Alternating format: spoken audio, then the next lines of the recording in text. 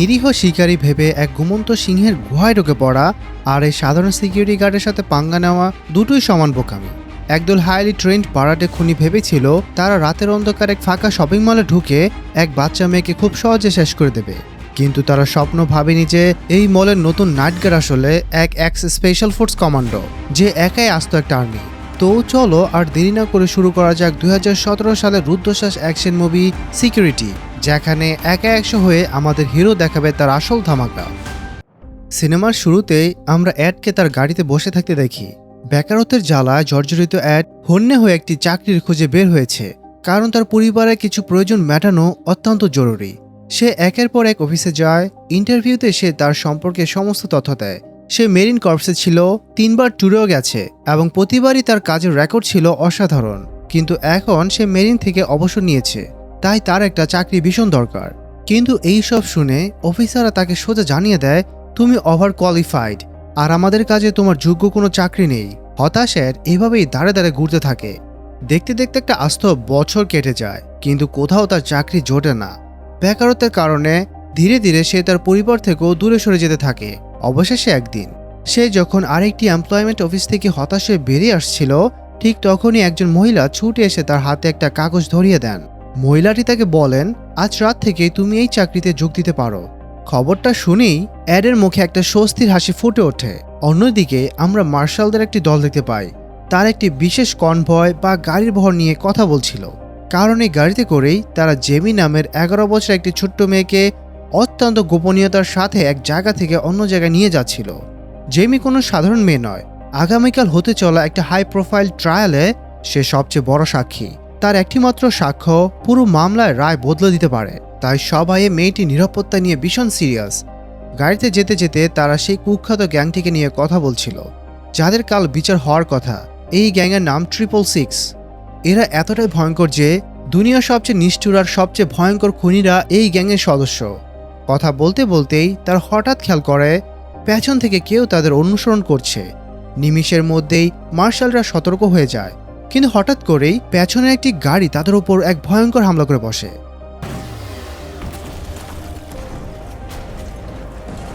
গাড়ির ভেতর থেকে বেরিয়ে আসে একদল সশস্ত্র সন্ত্রাসী, যাদের হাতে রয়েছে সব অত্যাধুনিক মরণাস্ত্র। শুরু হয় অন্ধের মতো গুলি চালানো। চোখের পলকে মার্শাল বাহিনীর লোকেরা এক একে মাটিতে লুটিয়ে পড়তে থাকে। পরিস্থিতি হাতের বাইরে চলে যাচ্ছে দেখে প্রধান মার্শাল জেমিকে উদ্দেশ্য করে চিৎকার করে ওঠেন, তুমি ওই জঙ্গলের দিকে পালাও জেমি, আমরা এদের আর বেশিক্ষণ আটকে রাখতে পারবো না। যদি নিজের প্রাণ বাঁচাতে চাও তবে যত দ্রুত পারো এখান থেকে দৌড়াও। প্রাণের ভয়ে ছোট্ট জেমি জঙ্গলে থেকে অন্ধের মতো ছুটতে শুরু করে, আর ঠিক সেই সুযোগেই সন্ত্রাসীরা সমস্ত মার্শালকে নির্মমভাবে হত্যা করে। এরপর কোনো প্রমাণ না রাখার জন্য তারা সব জায়গাটা পরিষ্কার করতে শুরু করে। কিন্তু কিছুক্ষণ পরে তারা বুঝতে পারে জেমি তাদের হাত ফসকে পালিয়েছে। ক্ষোভে ফেটে পড়ে গ্যাংয়ের সদস্যরা তন্ন তন্ন করে তাকে খুঁজতে শুরু করে। এদিকে আমরা অ্যাডকে দেখতে পাই, যে তার পুরনো দিনের কিছু ভয়ঙ্কর স্মৃতি নিয়ে মানসিক যন্ত্রণায় ভুগছে। কিন্তু নিজেকে সামলে নিয়ে সে তার স্ত্রীকে কল করে আর খুশির সাথে জানায় যে সে নতুন একটা চাকরি পেয়েছে। সে বিস্তারিত জানায় যে একটি শপিং মলে সে সিকিউরিটি গার্ডের কাজ পেয়েছে। বেতন যদিও কম, কিন্তু অন্তত একটা কাজ তো জুটল। এত সব কথার ফাঁকে সে তার আদরের মেয়ের কথাও জিজ্ঞেস করে। অ্যাড আজ সত্যি খুব খুশি, কারণ তাকে আর বেকার বসে থাকতে হবে না। রাত ঘনিয়ে এলে অ্যাড পৌঁছে যায় সেই শপিং মলে। সেখানে তার দেখা হয় ভিন্স নামের আরেকজন সিকিউরিটি গার্ডের সাথে। ভিন্স তাকে মলের সমস্ত নিয়মকানুন বুঝিয়ে দেয় এবং জানায় যে এই মলের সিকিউরিটি সিস্টেম খুবই দুর্বল, তাই এখানে প্রতিটা মুহূর্তে সজাগ থাকতে হবে। তারপর তারা দুজন কন্ট্রোল রুমে পৌঁছালে সেখানে আরও 3 জনের সাথে অ্যাডের পরিচয় হয়, রুবি, জনি আর জেমস। তারা সবাই অ্যাডকে উষ্ণ স্বাগত জানায়। ভিন্স অ্যাডকে বলে এখানকার সিকিউরিটি সিস্টেম দিন দিন আরও খারাপ হচ্ছে, কারণ আবহাওয়া যত খারাপ হচ্ছে পরিস্থিতিও আমাদের হাতের বাইরে চলে যাচ্ছে। এই কথা বলেই সে অ্যাডকে তার নতুন ইউনিফর্ম দিয়ে দেয় এবং পুরো মলটি এক এক করে ঘুরিয়ে দেখাতে শুরু করে। অ্যাড কিছুটা অবাক হয়ে প্রশ্ন করে, মল তো বন্ধ হয়ে গেছে, তবুও এত রাতে এখানে এতজন গার্ড কেন? তখন ভিন্স তাকে অবাক করে দিয়ে জানায়, কারণ এই পুরো এলাকাটা এখন ক্রিমিনালদের দখলে। কিছুদিন আগে এখানে এক ভয়াবহ ডাকাতি হয়েছিল, যেখানে ডজন খানেক মানুষকে নির্মমভাবে খুন করা হয়, আর তখন থেকে আমরা সবাই খুব সতর্ক থাকি। কথার ফাঁকে ভিন্স মজা করে জানায় যে সে রুবিকে খুব ভালোবাসে, যদিও রুবির সবচেয়ে পছন্দের জিনিস হলো মদ। এই কথা বলে সে অ্যাডকে মল ঘুরিয়ে দেখাতে থাকে। হঠাৎ অ্যাডের চোখ যায় শপিং মলের মূল দরজার দিকে। সে অবাক হয়ে দেখে বাইরের কনকনে ঠান্ডার মধ্যে একটি ছোট্ট মেয়ে দাঁড়িয়ে আছে, সামনে দরজা ধাকাচ্ছে। মেয়েটি আর কেউ নয়, সে হলো জ্যামি। তার অবস্থা খুবই শোচনীয়, শীতে এসে রীতিমতো কাঁপছে। অ্যাড আর এক মুহূর্ত না ভেবে ছুটে গিয়ে দরজা খুলে দেয় এবং জেমির সাথে কথা বলার চেষ্টা করে, কিন্তু জেমি কিছু বলার আগেই অজ্ঞান হয়ে মাটিতে লুটিয়ে পড়ে। অ্যাড তাকে দ্রুত কোলে তুলে ভেতরে নিয়ে আসে এবং একটি সোফায় শুয়ে দেয়। ছোট্ট মেয়েটিকে দেখে সবাই চিন্তায় পড়ে যায়, কারণ কেউ জানে না এই মেয়েটি কে এবং এত রাতে সে এখানে কিভাবে এলো। তারা সিদ্ধান্ত নেয় পুলিশকে খবর দেওয়ার, কিন্তু পকেট থেকে ফোন বের করতেই তারা চমকে ওঠে, কারো ফোনে কোনো নেটওয়ার্ক নেই। শুধু তাই নয়, শপিং মলের টেলিফোন লাইনও কেউ যেন বাইরে থেকে কেটে দিয়েছে, কিন্তু তারা এই বিষয়টা নিয়ে খুব বেশি মাথা ঘামায় না। হঠাৎ মলের দরজায় আবার কড়া নাড়া শব্দ। সবাই ছুটে যায় দরজার কাছে। সেখানে চার্লি নামের এক লোক দাঁড়িয়ে থাকতে দেখা যায়। সে নিজেকে জেমির বাবা বলে পরিচয় দেয় এবং কাকুতি মিনতি করে বলে, আমি আমার মেয়েকে নিতে এসেছি। তার আবেগপূর্ণ কথা শুনে সবাই বিশ্বাস করে নেয় এবং জেমিকে ভেতর থেকে নিয়ে আসার ব্যবস্থা করে। কিন্তু অ্যাডের মনে কেমন যেন একটা সন্দেহর দানা বাঁধে। সে চার্লিকে একের পর এক প্রশ্ন করতে থাকে, কিন্তু কিছুক্ষণ পর সে আর বেশি মাথা ঘামায় না। ভিন্স দরজাটা খুলতে যায়, কিন্তু তখনই জেমি সেখানে এসে পৌঁছায়। কিন্তু চার্লিকে দেখা মাত্রই জেমির চোখে মুখে এক ভয়ঙ্কর আতঙ্কের ছাপ ফুটে ওঠে। সে ভয়ে আর্তনাদ করে ওঠে। জেমির এই প্রতিক্রিয়া দেখে অ্যাডের সন্দেহ নিমেষের মধ্যে বাস্তবে রূপ নেয়। সে এক ঝটকায় দরজা বন্ধ করে দেয় এবং চার্লিকে উদ্দেশ্য করে বলে, এই বাচ্চাটি যখন এখানে এসেছিল তখন সে প্রচণ্ড ভয় পেয়েছিল। আমি কোনোভাবেই একে তোমার হাতে তুলে দেব না। আর তখনই আমরা জানতে পারি এই চার্লি সাধারণ কেউ নয়, সে হলো সেই ভয়ঙ্কর 666 গ্যাংয়ের প্রধান। এরপর চার্লি তার আসল খেলা শুরু করে। সে কথার জালে তাদের ফাঁসানোর চেষ্টা করে। চার্লি ভিন্সকে লক্ষ্য করে এবং তার এক অনুচরকে ডাক দেয়। অনুচরটি এক ব্যাগ ভর্তি টাকার বান্ডিল ভিন্সকে দেখায়। চার্লি ভিন্সকে প্রলোভন দেখাতে শুরু করে যাতে সে দরজা খুলে দেয়। টাকার লোভ দেখে ভিন্স এক পা এগিয়েও যায়। অ্যাড চিৎকার করে ওঠে, তুমি এমনটা করতে পারো না। তখন চার্লি তার আসল রূপ দেখায়। সে অত্যন্ত রাগী আর শীতল গলায় হুমকি দিয়ে বলে, যদি তোমরা এই বাচ্চা মেয়েটিকে আমার হাতে তুলে না দাও তবে মনে রেখো তোমাদের কাউকে আমি জ্যান্ত ছাড়ব না। আমি আবার ফিরে আসব, এই মেয়েটিকে তো নিয়েই যাব, কিন্তু তখন তোমরা কেউ আর বেঁচে থাকবে না।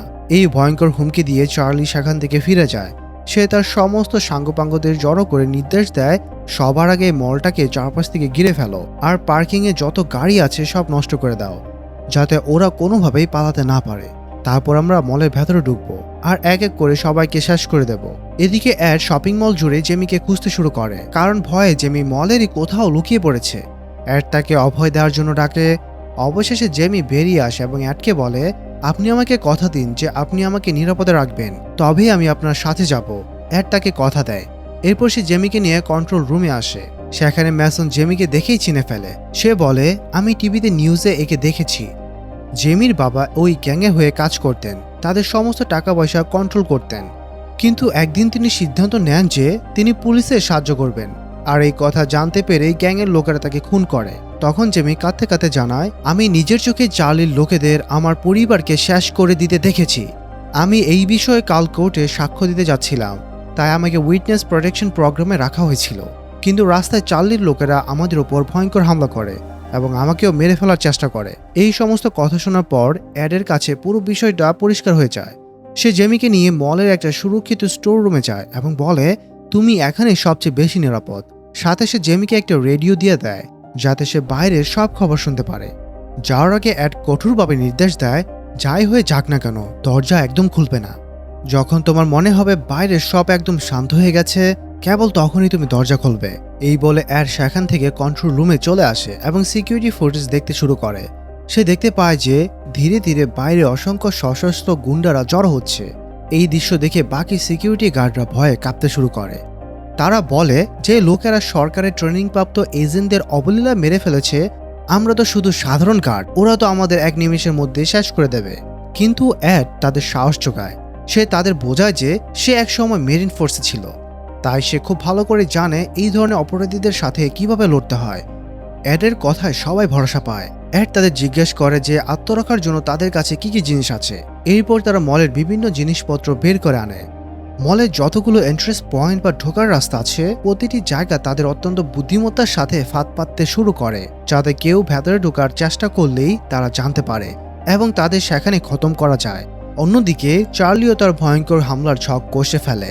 সেই প্রথমে একজন দক্ষ স্নাইপারকে মলের উল্টো দিকে এক জায়গায় মোতায়েন করে, যে তাকে প্রতি মুহূর্তে খবর দেবে এবং কেউ বাইরে বেরোলেই তাকে গুলি করে মারবে। পাশাপাশি সে একটি গাড়ি প্রস্তুত করে যাতে মলের প্রধান দরজা ভেঙে তারা সরাসরি ভেতরে ঢুকে পড়তে পারে। প্ল্যান অনুযায়ী চার্লির লোকেরা গাড়ি নিয়ে তীব্র বেগে দরজা ভেঙে ভেতরে ঢুকে পড়ে, কিন্তু অ্যাড আগে থেকে এই পরিস্থিতির জন্য প্রস্তুত ছিল। ওপর থেকে সে সরাসরি ওদের ওপর হামলা করে দেয়। যারা ভেতরে ঢোকার চেষ্টা করছিল এদের পাতা ফাঁদে পড়ে নিমেষের মধ্যে তাদের মৃত্যু হয়। কিন্তু ঠিক তখনই স্নাইপার তাদের উপর দূর থেকে গুলি চালাতে শুরু করে। এই সুযোগ কাজে লাগিয়ে চার্লির একজন লোক মলের ভেতর ঢুকে পড়ে এবং সরাসরি ভিন্সের উপর হামলা করে। লোকটা ভিন্সকে বেদম মারে এবং যখন তাকে প্রায় মেরেই ফেলবে ঠিক সেই মুহূর্তে সেখানে রুবি চলে আসে। রুবি পেছন থেকে সেই লোকটিকে শেষ করে ভিন্সের জীবন বাঁচায়। এদিকে বাইরে চার্লি বুঝতে পারে যে পরিস্থিতি জটিল হচ্ছে। সে চায় না পুলিশ খুনাক্ষরও এই মামলার কথা জানতে পারো, তাই সে তার লোকদের নির্দেশ দেয় তাড়াতাড়ি লাশগুলো পরিষ্কার করো। যদি পুলিশ এসে পড়ে তবে তারা যেন কোনো প্রমাণ না পায়। জায়গাটা পরিষ্কার হয়ে গেলে আমরা দ্বিতীয় হামলার জন্য তৈরি হব। ভেতরে এড বাকিদের নিয়ে পরবর্তী হামলা ছক কষতে শুরু করে। সে জানে এইবারের হামলাটা আরও বেশি নৃশংস আর ভয়ঙ্কর হবে। সে সবাইকে আলাদা আলাদা এন্ট্রি এবং এক্সিট পয়েন্টের পজিশন নিতে বলে। সে জনিকে নির্দেশ দেয় ছাদের দিকে যেতে, যাতে কোনো পুলিশের পেট্রোলিং গাড়ি গেলে জনি তাদের উপর ফ্ল্যাশলাইট মেরে ইশারা করতে পারে যে ভেতরে তারা বিপদে আছে। এমন সময় জেমি স্টোর রুম থেকে বেরিয়ে আসে এবং সে বলে সেও তাদের সাহায্য করতে চায়। ততক্ষণে চার্লির লোকেরা ধীরে ধীরে মলের ভেতর প্রবেশ করতে শুরু করেছে। তারা একটা এন্ট্রি পয়েন্ট ভেঙে ভেতরে ঢোকে, কিন্তু ভেতরে ঢুকতে তারা অবাক হয়ে দেখে সামনে একটা ছোট্ট খেলনার গাড়ি চলছে। জেমি রেডিও কন্ট্রোল দিয়ে সেটা চালাচ্ছিল তাদের বিভ্রান্ত করার জন্য। চার্লি এবার চরম রেগে যায়। সে তার লোকদের নির্দেশ দেয় ভেতরে ঢোকো আর সবার আগে ওই মেয়েটাকে আর অ্যাডকে শেষ করো। যেই কাজটা করতে পারবে তাকে আমি অনেক অনেক টাকা দেব। এই কথা শুনে সব খুনিরা মলের ভেতর হুড়মুড় করে ঢুকতে শুরু করে, কিন্তু অ্যাড সব জায়গায় মারাত্মক সব ফাঁদ বিছিয়ে রেখেছিল। অনেক খুনি সেই ফাঁদে পড়ে মারা যায়। এরই মধ্যে আমরা রুবিকে দেখতে পাই, যে একটি তীর ধনুক নিয়ে খুনিদের উপর হামলা করে, কিন্তু দুর্ভাগ্যবশত তার তীর লক্ষ্যভ্রষ্ট হয়। উল্টে খুনিরা রুবির দিকে লক্ষ্য করে অন্ধের মতো গুলি চালাতে শুরু করে এবং রুবি মারাত্মকভাবে আহত হয়। অন্যদিকে ম্যাসনকে দেখা যায় যে একটা এন্ট্রি পয়েন্টের পজিশন নিয়ে দাঁড়িয়ে আছে। সেখানে খুনিরা আসা মাত্র ম্যাসনের পাতা ফাঁদে ফেসে যায় এবং সব কটার মৃত্যু হয়। ম্যাসন তখন সুযোগ বুঝে তাদের সব বন্দুকগুলো কুড়িয়ে নেয়। অ্যাড ম্যাসনের সাথে রেডিওতে যোগাযোগ করে এবং জানতে পারে যে তার সব সঙ্গী আহত হলেও এখনও জীবিত আছে। এটা শুনে অ্যাড খুব খুশি হয়। অ্যাড ম্যাসনকে বলে তুমি ওখানে থাকো, আমি আসছি। কিন্তু অ্যাড যখন সেখান থেকে বের হয় তখন সব খুনিরা তাকে দেখে ফেলে এবং তার উপর বৃষ্টির মতো গুলি ছুড়তে শুরু করে। ঠিক সেই মুহূর্তে মলের বাইরে দিয়ে পুলিশের একটি পেট্রোলিং গাড়ি যেতে দেখা যায়। জনি এটাকে দেখতে পায়। সে দরজার কাছে যায় এবং ফ্ল্যাশলাইট জ্বালিয়ে তাদের সংকেত দেওয়ার চেষ্টা করে, কিন্তু ওই স্নাইপারের নজর আগে থেকেই ওই দরজার দিকেই ছিল। সে জনিকে দেখে ফেলে। অ্যাড চিৎকার করে ওঠে, জনি দরজার কাছ থেকে সরে যাও। কিন্তু জনি মরিয়া হয়ে লাইট জ্বালাতে চায়, আর লাইট জ্বালানোর ঠিক আগের মুহূর্তেই স্নাইপার একটা গুলি সরাসরি জনির মাথা ফুঁড়ে বেরিয়ে যায়। নিমেষের মধ্যেই জনি প্রাণহীন দেহটা মাটিতে লুটিয়ে পড়ে। এই মর্মান্তিক দৃশ্য দেখে অ্যাড কান্নায় ভেঙে পড়ে। সে তার বাকি সঙ্গীদের রেডিওতে নির্দেশ দেয় সবাই জলদি টয় ফ্যাক্টরির কাছে এসে জড়ো হও। কিন্তু এখানে যাওয়ার আগেই একজন খুনি অ্যাডের উপর ঝাঁপিয়ে পড়ে। অ্যাড তার হাত থেকে বন্দুকটা কেড়ে নেয় এবং সেই বন্দুক দিয়ে বাকি খুনিদের খতম করতে থাকে। এদিকে রুবি যখন পালানোর চেষ্টা করছিল তখন খুনিরা তার উপর আবারও হামলা করে। তারা যখন রুবিকে মারতেই যাবে তখন বিন্স সেখানে এসে রুবিকে বাঁচিয়ে নেয়। বিন্স দেখে রুবির শরীর রক্তে ভেসে যাচ্ছে। অন্যদিকে ম্যাসনের উপর একদল গুন্ডা ঝাঁপিয়ে পড়ে, কিন্তু ম্যাসনও কম না। সে এক এক করে সবাইকে মাটিতে শুয়ে দেয়। সিসিটিভি ক্যামেরায় এই সব দৃশ্য দেখে চার্লি বুঝতে পারে এই অ্যাড বা তার সঙ্গীরা কেউ সাধারণ মানুষ নয়। রাগে তার শরীর জ্বলতে থাকে। সে চিৎকার করে ওঠে, আমি নিজের হাতে ওদের সবাইকে মারব। অবশেষে অ্যাড এবং তার সঙ্গীরা একটা জায়গায় এসে জড়ো হয়, কিন্তু ততক্ষণে অনেক দেরি হয়ে গেছে। অতিরিক্ত রক্তপাতের কারণে রুবির মৃত্যু হয়। রুবির মৃতদেহ দেখে বিন্স ভেতর থেকে পুরোপুরি ভেঙে যায়। সে রুবিকে ভালোবাসতো, আর আজ সে রুবি নিজের জীবন দিয়ে তাকে বাঁচিয়েছে। বিন্স শিশুর মতো ঢুকরে ঢুকরে কাঁদতে থাকে। পরিস্থিতি হাতের বাড়ি চলে যাচ্ছে দেখে জেমিকে বলে তুমি গিয়ে কোথাও লুকিয়ে পড়ো। তখন জেমি কাঁদতে কাঁদতে বলে বাবার মৃত্যুর পর থেকে আমি এভাবেই ভয়ে ভয়ে লুকিয়ে জীবন কাটাচ্ছি। কারণ 666 সব জায়গায় আমাকে খুঁজছে। অ্যাড জেমিকে জড়িয়ে ধরে কথা দেয় সে কিছুতে জেমির গায়ে আঁচড় লাগতে দেবে না। হঠাৎ তারা সিসিটিভিতে দেখতে পায় ইউএস মার্শালদের একটি দল মলের ভেতর প্রবেশ করেছে। তাদের দেখে সবার মুখে স্বস্তির হাসি ফুটে ওঠে, কিন্তু অ্যাডের বাজ পাখির মতো চোখ একটা জিনিস লক্ষ্য করে। সে বুঝতে পারে চার্লির হ্যাকার এই মার্শালদের ভ্যানের ভেতরে বসে মলের সমস্ত সিগন্যাল জ্যাম করে রেখেছে। যদি তাকে দ্রুত সরানো না যায় তবে তারা আর কখনই বাইরে কারোর সাথে যোগাযোগ করতে পারবে না। অ্যাড সিদ্ধান্ত নেয় সে নিচে যাবে। অ্যাড নিচে নেমে আসে, ততক্ষণে সে মার্শালরা মলের ভেতর ঢুকে পড়েছে। অ্যাড তার সঙ্গীদের চিৎকার করে সাবধান করতে থাকে, ওরা আসল মার্শাল নয়, ওরা খনি। কিন্তু ততক্ষণে অনেক দেরি হয়ে গেছে। গুন্ডারা অ্যাডের ওপর হামলা করে বসে এবং ম্যাসনকে বন্দি করে ফেলে। তখন দেখা যায় ওই ফ্যাক মার্শালদের কানের পেছনে 666 ট্যাটু করা আছে, অর্থাৎ ওরা সবাই 666 গ্যাংয়ের সদস্য। এরা ইচ্ছে করে মার্শাল সেজে ঢুকেছিল যাতে সবাই তাদের নিরাপদ ভেবে বেরিয়ে আসে। অ্যাড মরিয়া হয়ে তাদের বাঁচাতে গুন্ডাদের উপর ঝাঁপিয়ে পড়ে, কিন্তু গুন্ডারা উল্টে ম্যাসনকে বোর হামলা করে তাকে ধরাশায়ী করে দেয়। এমন সময় সেখানে বিন্স এসে হাজির হয়। সে পাগলের মতো ওই গুন্ডাদের উপর অন্ধের মতো গুলি চালাতে শুরু করে, কিন্তু গুন্ডাদের পাল্টা গুলিতে বিন্স মারাত্মকভাবে আহত হয়ে মাটিতে লুটিয়ে পড়ে। এই চরম বিশৃঙ্খলার সুযোগে জেমি সেখান থেকে ছুটে পালায়। অ্যাড তাকে রেডিওতে নির্দেশ দেয়, লুকিয়ে পড়ো জেমি, আমি ঠিক আসবো তোমার কাছে। অন্যদিকে আমরা দেখি চার্লি রেডিওর মাধ্যমে অ্যাড আর জেমির সমস্ত কথোপকথন শুনছিল। হঠাৎ অ্যাডের সামনে এসে দাঁড়ায় এক বিশাল চেহারার লোক। এর নাম হলো ডেড আইস। সেই হলো 666 গ্যাংয়ের সবচেয়ে ভয়ঙ্কর এবং নির্মম খনি। ডেড আইস গর্জন করে অ্যাডের ওপর ঝাঁপিয়ে পড়ে। শুরু হয় এক বিধ্বংসী এবং লোমহর্ষক লড়াই। ডেড আইস শারীরিকভাবে অসম্ভব শক্তিশালী। সে অ্যাডের ওপর রীতিমতো ভারী পড়েছিল, কিন্তু অ্যাড তার মেরিন ট্রেনিংয়ের সমস্ত টেকনিক কাজে লাগায়। এক পর্যায়ে সে ডেড আইসকে বেধড়ক মেরে অজ্ঞান করে দেয় এবং সেখান থেকে বাইরে বেরিয়ে আসে। বাইরে আসতে তার চোখ পড়ে সেই হ্যাকারের ভ্যানটি। সে একটি মোটরবাইক চালিয়ে সোজা ওই ভ্যানের সাথে প্রচণ্ড জোরে ক্র্যাশ করিয়ে দেয় এবং ধ্বংসস্তূপের ভেতর থেকে একটি বন্দুক তুলে নেয়। কিন্তু ঠিক সেই মুহূর্তে জ্ঞান ফিরে পেয়ে ডেড আইস আবারও অ্যাডের ওপর আক্রমণ করতে ছুটে আসে। এবার আর কোনো ভুল নয়, অ্যাড সোজা বন্দুক তাক করে ডেড আইসকে লক্ষ্য করে গুলি চালিয়ে দেয়, আর সেখানেই চিরতরে খতম হয়ে যায় সেই ভয়ঙ্কর খনি। ঠিক তখনই মলের ওপর থেকে সে স্নাইপার অ্যাডের ওপর গুলি চালাতে শুরু করে।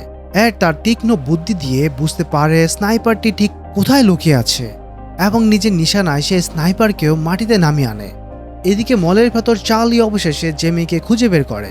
সে জেমিকে তীব্র মানসিক চাপ দিয়ে বলে, তোর বাবা তো মরে গেছে, তুই অনাথ, কিন্তু তুই যদি আমাকে কথা দিস যে তুই কোর্টে মুখ খুলবি না, তবে আমি তোকে দত্তক নেব। আমি তোকে সারা জীবন একজন বাবার ভালোবাসা দেব।